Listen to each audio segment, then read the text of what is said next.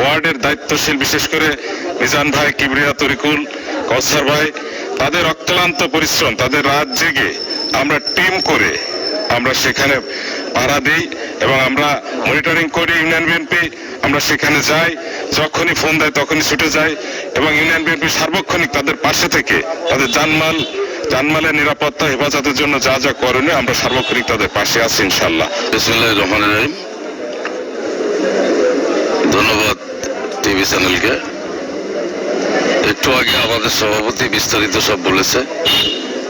আমরা প্রত্যেকটি word BNP, union BNP সমন্বয়ে প্রত্যেকটি ওয়ার্ড বিএনপিকে কমিটি স্বরূপ প্রত্যেকটা ওয়ার্ডে স্ব ওয়ার্ডে চৌকি পাহারা দেওয়ার জন্য টিম তৈরি করে দিয়েছি।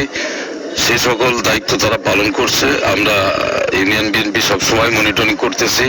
পাশাপাশি বিশেষ করে এই পাশে মালোপাড়া, ও পাশে ঋষিপাড়া, আমাদের এই ইউনিয়নের ভিতরে আর কিছু কিছু জায়গায় হিন্দু সম্প্রদায় আছে। সেটা তারা এখন শিখে গেছে যে আমরা সংখ্যালঘু না, আমাদের আচার আচরণে তারা শিখে গেছে আমরাও এদেশের নাগরিক। তার কারণে তারা এখন নিজেরাই শক্তিশালী এবং তাদের মনোবল বেড়ে গেছে।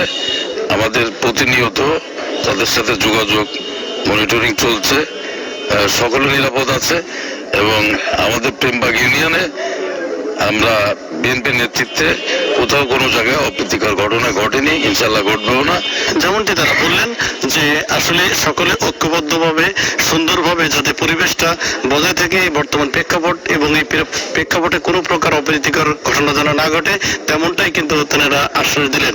সর্বশেষ আমি প্রেমবাগের যারা মালোপাড়াবাসীর পাশে আছে তাদের খবর জানালাম। প্রেমবাগ থেকে জাকির হোসেন, গাংচিল টিভি, অভয়নগর।